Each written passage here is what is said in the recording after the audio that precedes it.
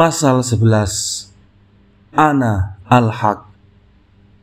Banyak orang mengatakan hati dapat menyaksikan, akan tetapi ungkapan itu tidak memberikan arti yang jelas bagi mereka. Jika ungkapan itu benar, maka apa gunanya kata-kata? Jika hati dapat memberikan kesaksian, apa gunanya kesaksian lisan? Pangeran berkata, benar, hati dapat memberikan kesaksian, akan tetapi hati memiliki bagiannya sendiri, telinga memiliki bagiannya sendiri, mata memiliki bagiannya sendiri, dan lisan memiliki bagiannya sendiri. Masing-masing membutuhkan setiap kesaksian untuk menambah manfaat. Rumi mengatakan, saat hati telah tenggelam bersama Allah, seluruh tubuh akan terserap ke dalam hati. Tidak ada lagi kebutuhan pada lisan, seperti dalam kisah Laila. Laila bukanlah makhluk ruhani. Ia makhluk yang memiliki raga dan jiwa, tercipta dari air dan tanah. Majnun tenggelam dalam kerinduan kepada Laila, hingga Majnun tidak lagi merasa perlu melihat Laila dengan mata kepala, dan tidak lagi merasa perlu mendengarkan suaranya. Majnun tidak merasa bahwa Laila terpisah dari dirinya. Ia berteriak, bayangmu di mataku, namamu di bibirku, ingatan tentangmu di hatiku. Kemana lagi aku menuliskan pesan? Fisik memiliki kekuatan yang melahirkan kerinduan. Kerinduan itu dapat mengantarkan seseorang ke dalam kondisi ia tak melihat dirinya terpisah dari kekasihnya, Al-Mahbub. Semua indranya tenggelam dalam sang kekasih, penglihatan, pendengaran, penciuman, dan lainnya. Tidak ada satupun anggota tubuh yang menuntut bagian tersendiri. Setiap anggota tubuh melihat semua anggota tubuh berkumpul dan hadir di hadapan sang kekasih. Pun jika salah satu anggota tubuh mendapatkan bagiannya sendiri secara sempurna dan menjalankan tugasnya secara sempurna, maka anggota-anggota tubuh lain ikut tenggelam dalam pengalaman satu anggota tubuh tersebut dan tidak menuntut bagian lain. Jika ada indera yang menuntut bagian tersendiri, maka itu membuktikan bahwa anggota tubuh tersebut tidak mendapatkan bagiannya yang hakiki dan sempurna. Anggota tubuh itu hanya mengambil bagian yang tidak utuh, hingga ia tidak dapat tenggelam dalam bagian itu. Ada indera lain yang mencari bagiannya, dan setiap indera mencari bagiannya masing-masing. Semua indera sejatinya menyatu, meski secara lahiriah tampak terpisah-pisah. Jika salah satu anggota tubuh berada dalam kondisi istighraq secara sempurna, maka anggota tubuh lain ikut tenggelam. Sebagaimana saat lalat terbang, kedua sayap, kepala, dan seluruh bagian tubuhnya ikut bergerak. Dan saat lalat itu tenggelam di susu, seluruh anggota tubuhnya menyatu. Tak ada satupun yang bergerak. Orang yang dalam kondisi istighraq tidak lagi menjadi ada, maujud, tidak lagi memiliki upaya, tidak lagi mempunyai gerak dan tindakan. Ia tenggelam di air. Semua tindakan yang tampak darinya bukanlah tindakannya, melainkan tindakan air. Jika ia masih bisa mengucak air dengan tangan dan kakinya, maka ia tidak disebut tenggelam. Pun saat ia berteriak, aku tenggelam, itu juga tak dapat disebut tenggelam. Kita ambil ungkapan terkenal, Ana al-Haq, aku adalah Tuhan yang maha benar. Sebagian orang mengira itu adalah klaim kehebatan diri, padahal sebaliknya, itu adalah ungkapan kerendahan yang luar biasa. Saat seseorang mengatakan, Ana al-Haq, Aku adalah hamba Tuhan yang Maha Benar. Ia memastikan adanya dua wujud, yaitu dirinya dan Allah. Sedangkan saat seseorang yang mengatakan, Ana al-Haq, aku adalah Tuhan yang Maha Benar, ia telah meniadakan dirinya dan menyerahkan dirinya kepada angin. Orang yang menyatakan Ana al-Haq berarti ia menyatakan aku tidak ada. Segalanya adalah Allah. Tidak ada yang wujud kecuali Allah. Aku dengan keseluruhan diriku adalah tiada. Aku bukan apa-apa. Ada kerendah hatian luar biasa di sini. Inilah yang tidak dipahami banyak orang. Ketika seseorang mempersembahkan ibadah hanya untuk Allah, maka ibadahnya selalu ada, mewujud. Saat ia melakukan ibadah hanya karena Allah, dan ia masih bisa melihat dirinya, melihat tindakannya, dan melihat Allah, ia belum bisa dikatakan telah tenggelam di air. Orang yang tenggelam di air adalah orang yang tak lagi memiliki gerakan atau tindakan apapun.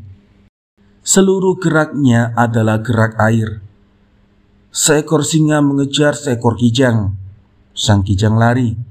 Ada dua entitas pada kondisi demikian, entitas singa dan entitas kijang. Saat singa berhasil menerkam kijang dan menancapkan cakarnya, kijang kehilangan kesadaran akan dirinya karena takut pada singa. Pada kondisi seperti itu, yang ada hanyalah entitas singa. Entitas kijang hilang dengan sendirinya. Istighraq yang hakiki adalah saat Allah menyisipkan rasa takut pada diri para wali, tetapi bukan seperti rasa takut pada macan, pada harimau, atau kepada orang zalim. Allah menyisipkan pada diri para wali rasa takut kepadanya, dan tersingkaplah bagi para wali itu bahwa sesungguhnya rasa takut itu dari Allah, dan rasa aman pun dari Allah. Hidup yang damai dan kebahagiaan adalah darinya, makan dan tidur adalah darinya. Allah menampakkan kepada para wali rupa yang bisa dilihat dengan mata terbuka, benar-benar dalam kondisi sadar. Singa, macan tutul, dan api. Menjadi lebih jelas bagi para wali, itu hanya rupa harimau dan macan tutul yang mereka lihat sesungguhnya bukan dari dunia ini, melainkan dari alam gaib, yang digambarkan dan ditampakkan dengan sangat indah. Begitu pula dengan kebun-kebun, sungai, pohon-pohon, istana, makanan, minuman, busana, kendaraan, kota, rumah, dan berbagai keajaiban. Para wali tahu bahwa semua itu bukan dari dunia ini. Allah menampakkan dan menggambarkan semua itu kepada mereka. Mereka juga yakin bahwa rasa takut sejatinya dari Allah. Begitu juga rasa aman.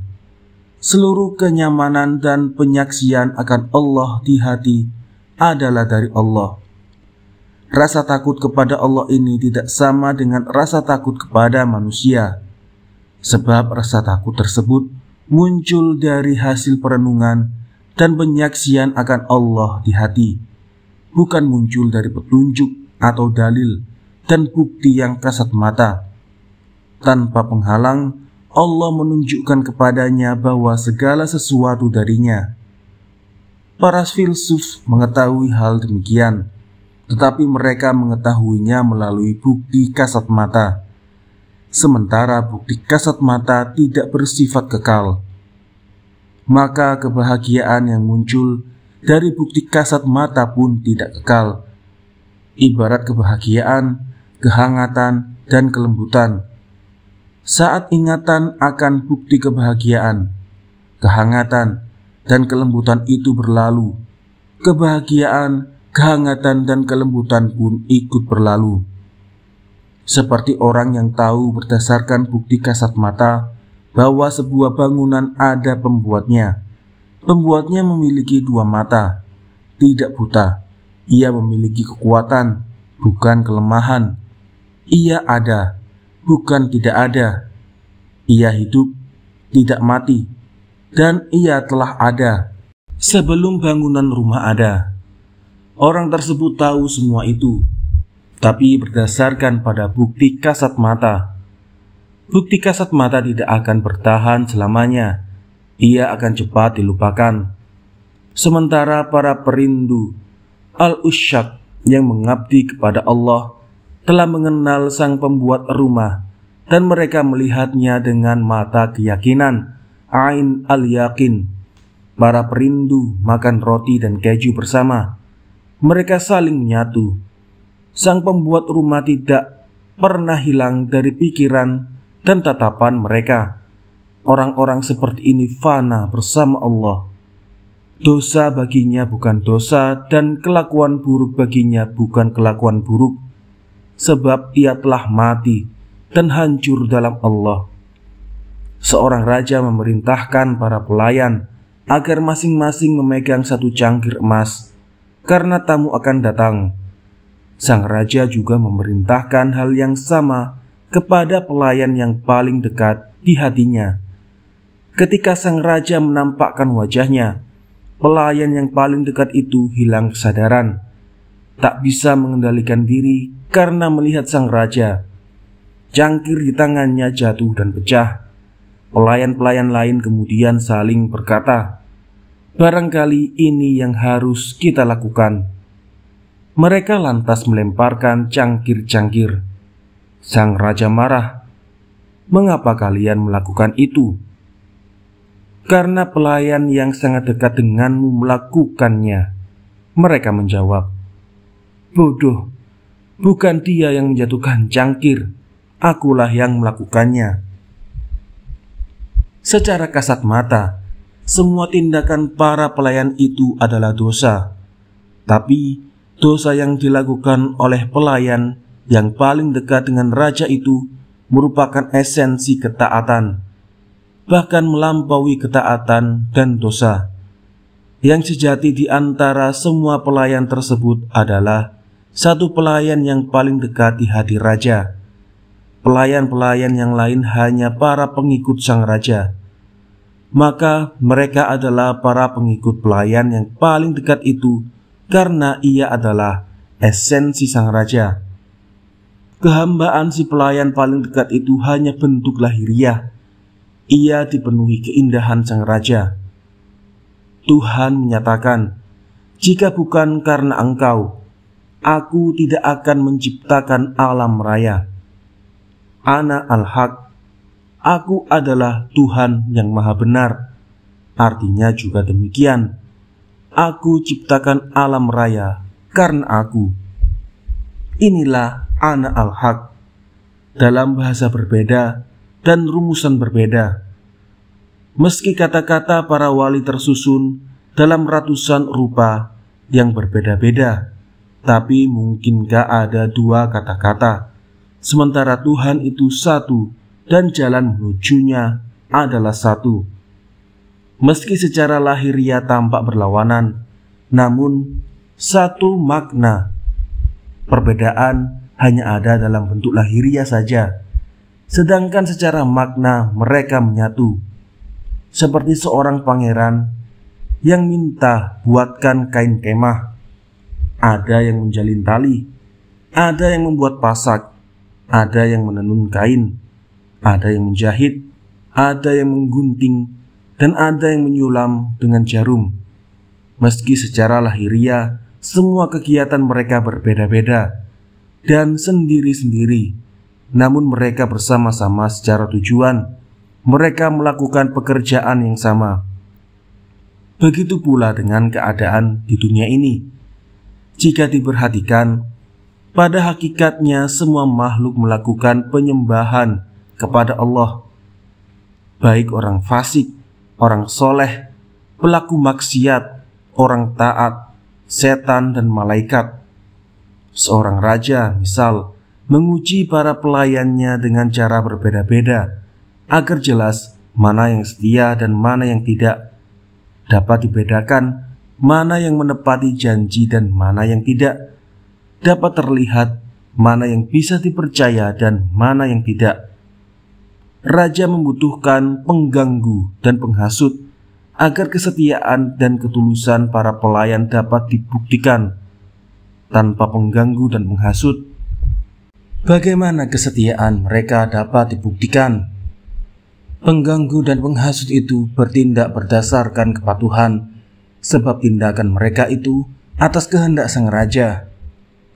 Tuhan embuskan angin agar terlihat mana yang kukuh dan mana yang rapuh, agar serangga-serangga meninggalkan pohon dan kebun, sehingga yang tinggal adalah burung-burung.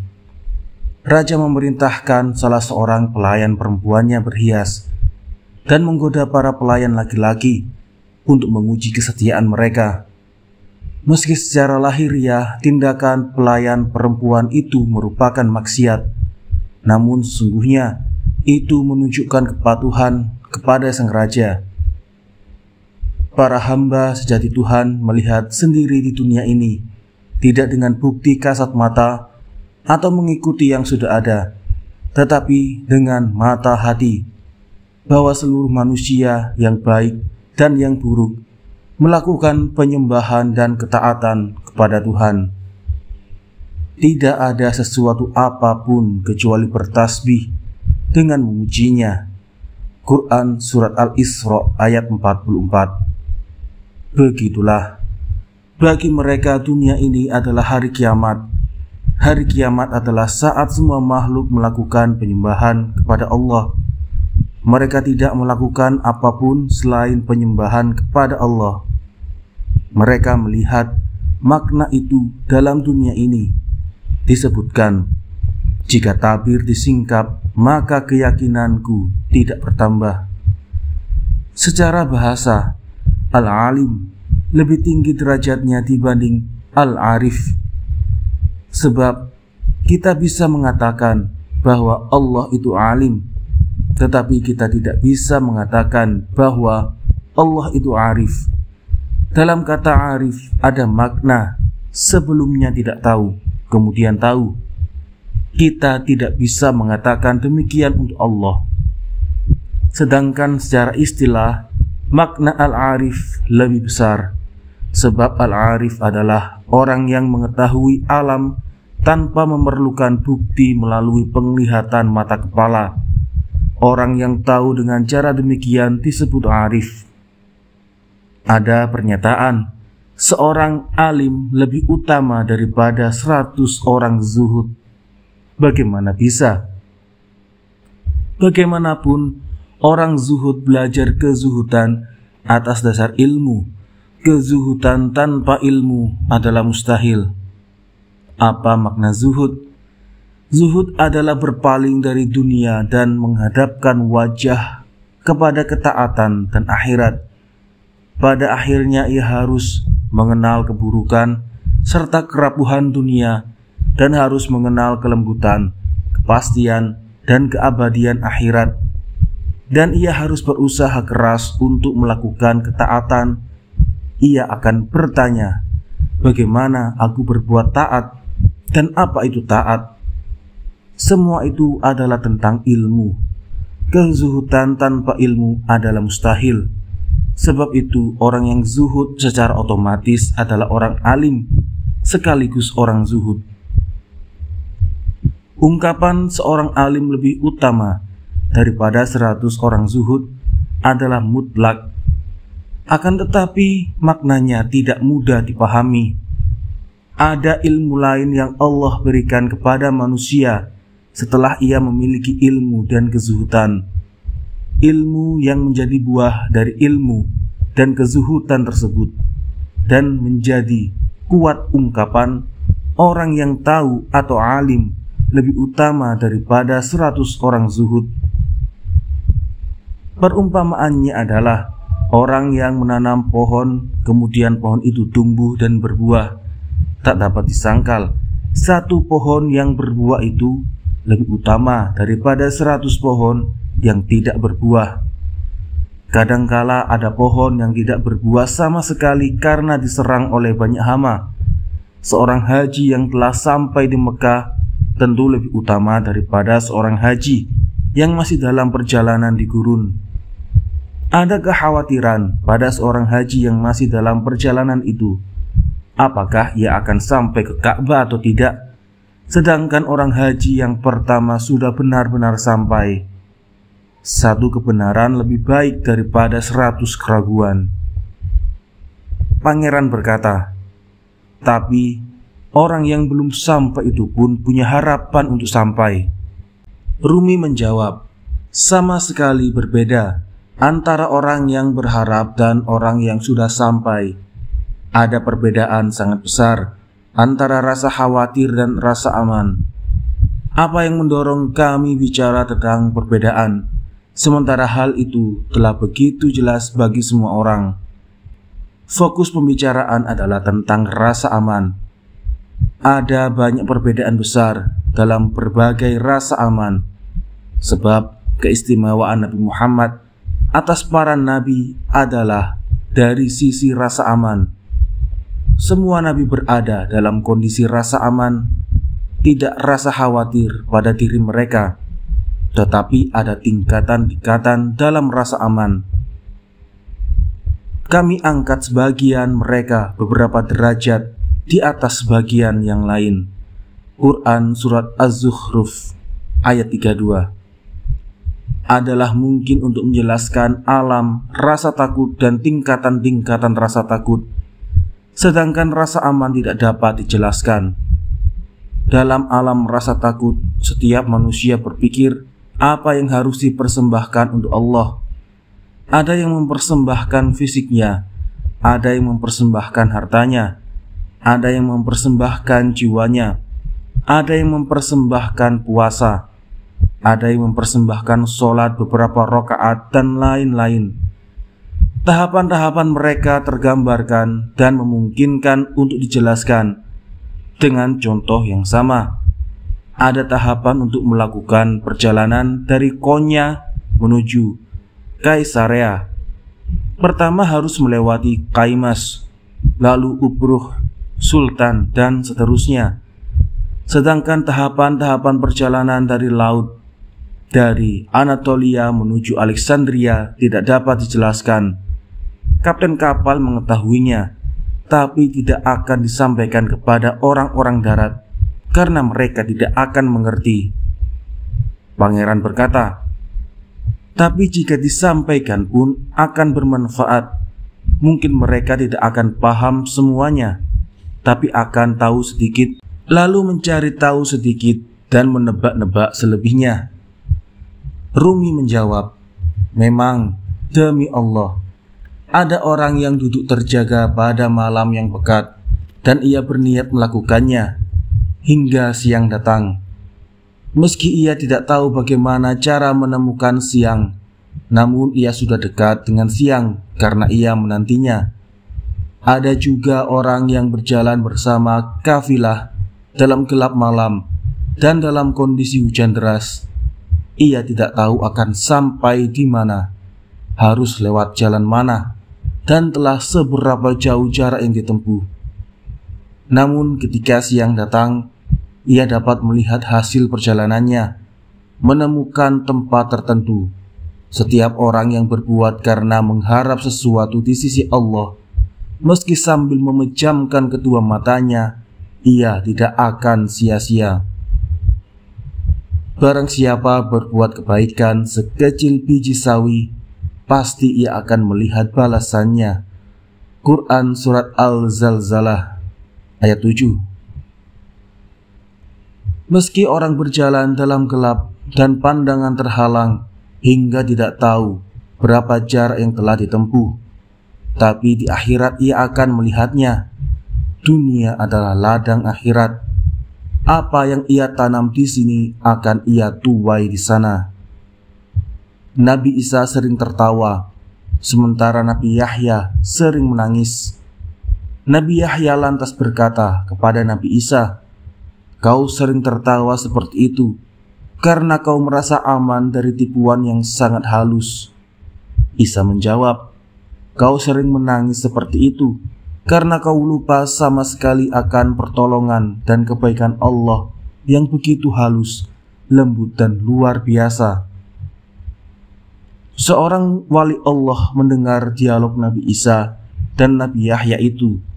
Ia lantas bertanya kepada Allah, manakah dari keduanya yang makamnya lebih tinggi? Allah menjawab, yang paling baik sangkaannya kepadaku. Aku tergantung sangkaan hambaku kepadaku. Setiap hamba memiliki bayangan dan gambaran tentangku. Dalam gambaran apapun yang dibayangkan tentangku, disitulah aku. Aku adalah hamba bagi bayangan di mana aku ada. Aku takkan memedulikan hakikat di mana tidak ada aku. Karena itu, bersihkanlah bayang-bayanganmu, wahai hambaku, sebab disitulah tempat tinggalku.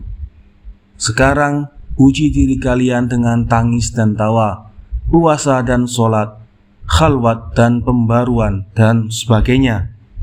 Manakah di antara hal-hal itu yang lebih banyak bermanfaat untuk kalian?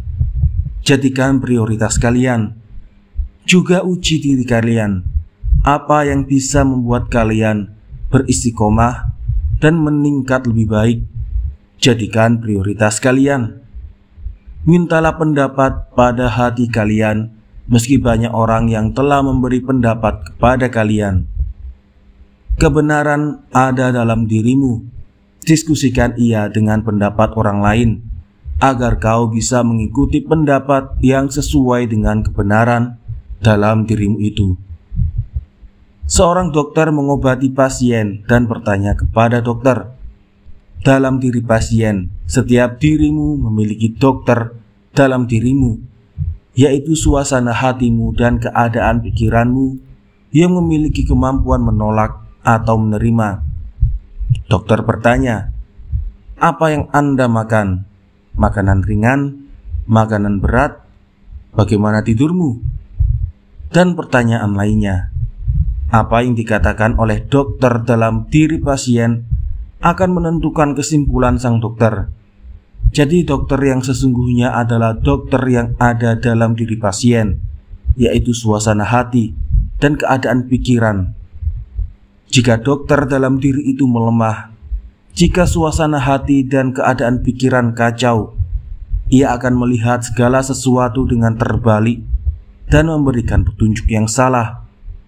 Ia selalu mengatakan bahwa gula itu pahit dan cuka itu manis.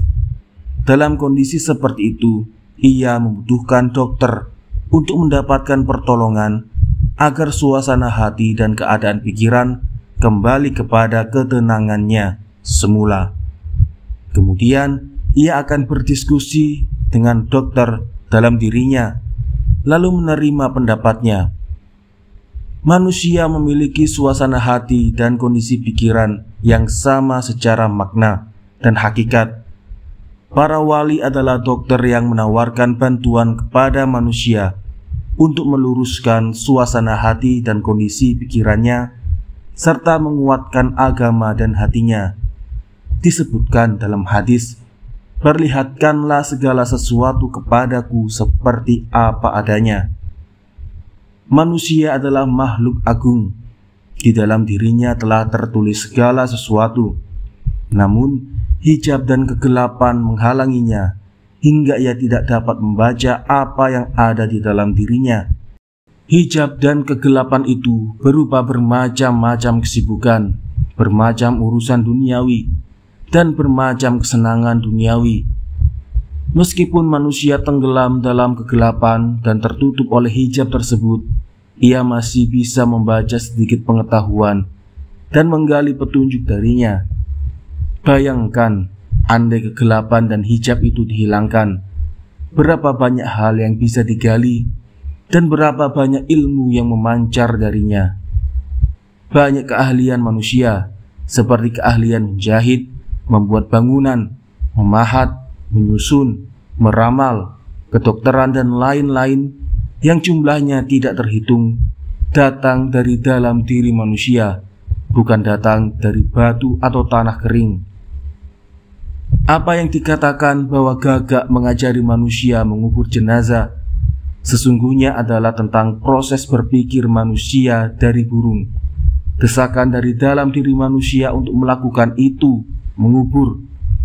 Lagi pula hewan merupakan bagian dari diri manusia. Bagaimana mungkin yang bagian mengajari sesuatu di mana bagian itu ada? Sebagaimana orang yang ingin menulis dengan tangan kiri, ia memegang pena. Hatinya begitu kuat hingga tangannya bergetar. Namun tangan kiri itu tetap mampu menulis karena perintah dari hati. Ketika pejabat datang, Rumi mengucapkan kata-kata yang agung. Kata-kata tidak pernah berhenti, karena kata-katalah yang memunculkan kalimat. Kalimat selalu mengalir dari kata-kata. Kalimat tidak akan terputus dari kata-kata.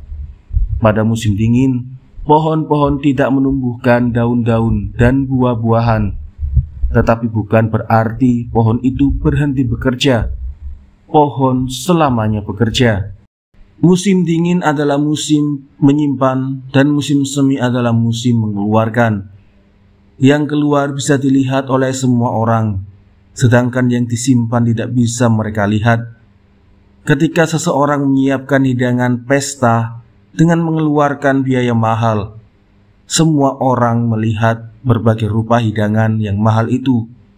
Namun orang tidak pernah tahu dan tidak pernah melihat uang yang ia kumpulkan untuk mengadakan pesta tersebut. Meski demikian, yang menjadi pokok adalah simpanan. Yang keluar akan bisa keluar karena ada yang disimpan. Ketika kita memiliki hubungan harmonis dengan siapapun, kita selalu berbicara dengannya meski kita sedang diam. Kondisi dekat atau jauh sama saja. Ketika kita berperang dengan kelompok lain, sejatinya kita sedang berkumpul dan saling mengisi. Meski kita saling memukul dan menyerang, sejatinya kita sedang saling bicara. Kita menyatu dan saling terhubung. Jangan melihat genggaman tangan, tapi lihatlah apa yang ada dalam genggaman tangan itu. Dalam genggaman itu terdapat kurma. Tidak percaya? Bukalah dan lihatlah perbedaan antara kurma dan mutiara yang mahal. Orang lain banyak bicara tentang berbagai hal-hal detail dan pengetahuan, baik dalam bentuk prosa atau sajak. Sementara kecenderungan sang pangeran bukan pada pengetahuan, hal-hal detail atau nasihat. Semua itu ada di mana saja, tidak sedikit. Cinta dan kecenderungan pangeran kepadaku bukan karena semua itu. Ia melihat sesuatu yang lain. Ia melihat cahaya yang melebihi cahaya yang ia lihat. Dikisahkan bahwa seorang khalifah meminta Majnun datang, kemudian bertanya kepadanya, "Apa yang terjadi padamu? Kau membuka aib diri sendiri. Kau tinggalkan rumahmu. Kau hidup dalam kesunyian dan penderitaan. Seperti apa Laila itu? Secantik apa hingga dia mengendalikanmu?" Khalifah melanjutkan, "Kemarilah, kutunjukkan kepadamu perempuan-perempuan cantik dan menarik. Kujadikan mereka tebusan untukmu dan kuberikan mereka padamu." Ketika perempuan-perempuan cantik dan menarik itu dihadirkan, Majnun dan mereka saling melihat. Majnun kemudian menunduk, hanya melihat ke arah mukanya menghadap. Sang khalifah lantas memerintah, "Angkat kepalamu dan lihatlah." Majnun menjawab, "Aku takut. Rinduku kepada Laila bagaikan pedang terhunus. Jika aku angkat kepalaku, pedang itu akan memenggal leherku." Begitulah Majnun yang tenggelam dalam kerinduan terhadap Laila. Semua perempuan yang ada di hadapannya sama-sama memiliki mata, bibir, dan hidung. Lalu apa yang ia lihat pada Laila hingga membuatnya terjatuh dalam kondisi seperti itu?